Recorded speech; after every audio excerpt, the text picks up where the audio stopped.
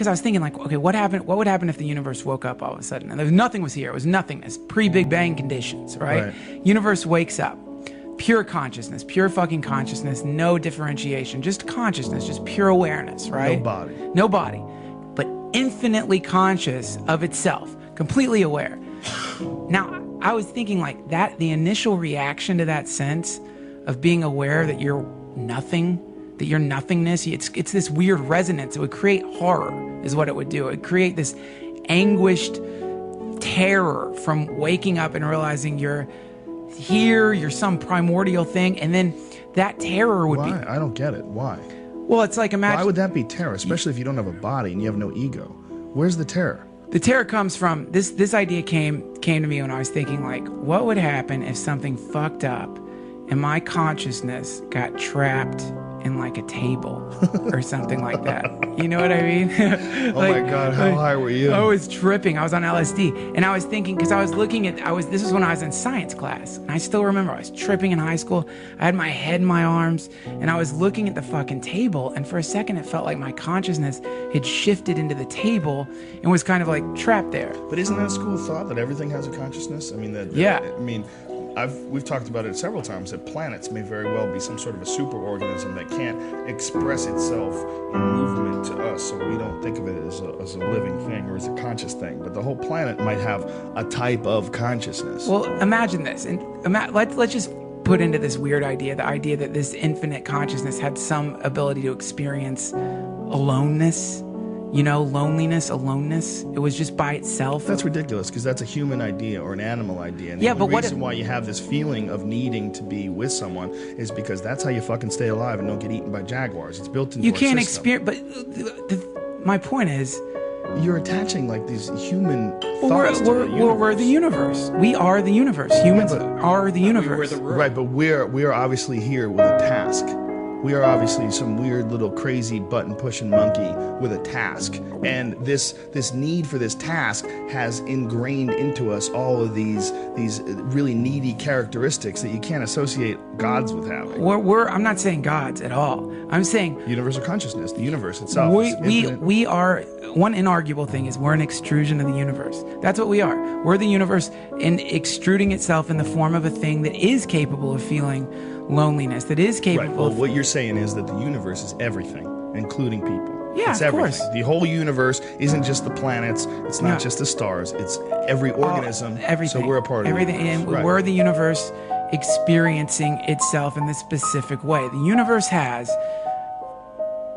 divided itself. The universe has divided itself into a lot of shit. And part of that shit is feeling lonely, pain, suffering, angst, horror, happiness, joy, all of it. It is the universe experiencing itself. There's no way to deny that. Unless you think humans aren't part of the universe, unless you think you're some kind of thing that's distanced or outside of everything else, you are infinity sticking its head into this little bubble of whatever this place is and feeling.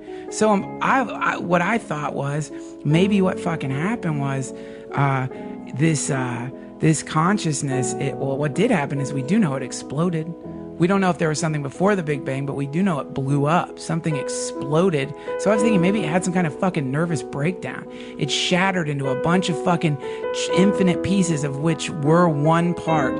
We're part of that. What we are is one tiny little broken shard of the universe that blew up a long time ago.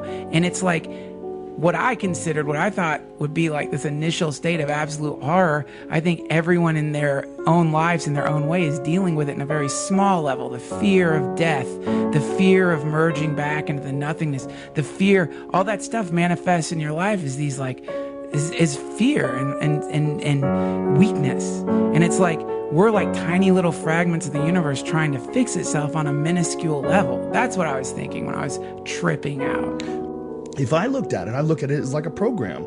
I don't look at it as like the universe is going to be fearful like we are, and it is fearful like you are. Consciousness is like we are. I don't think that at all. I think that we are moving in this very certain direction, and we are influenced by these very certain feelings and energies and emotions because we have a goal to do. We are here on some sort of a weird task of accomplishing something, taking probably most likely the human animal to the next stage of evolution. Whether it's some sort of a symbiotic connection that we're going to have with computers or whatever it is. But it seems to me to be progress and technology driven, all of it, all the greed and lust and material possessions and everything that fuels human beings, and all this is this existential wanting.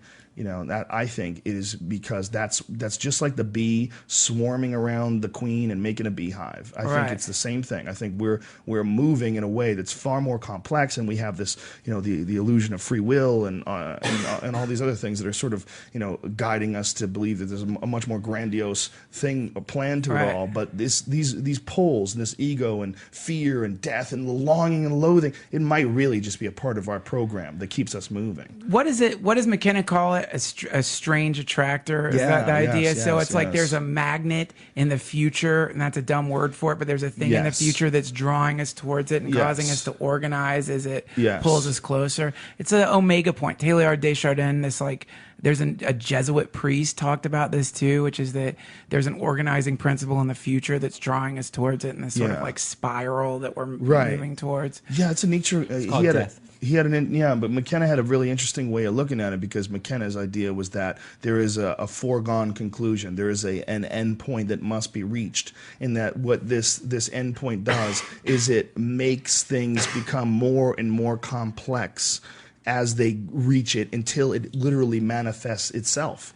It's manifesting itself in our innovation, in human beings in general, in the massive explosion of change that we have in just a few thousand years have imparted on this planet. I think that the initial burst of the universe, that feeling would be very similar to a baby crying. What the fuck? What the fuck? And it would break into a billion pieces with that, what the fuck? And that what the fuck is encapsulated in every single person. And it's our life task. And maybe this purpose you're talking about, maybe we agree on this point. It's our life task to turn that what the fuck into this is awesome.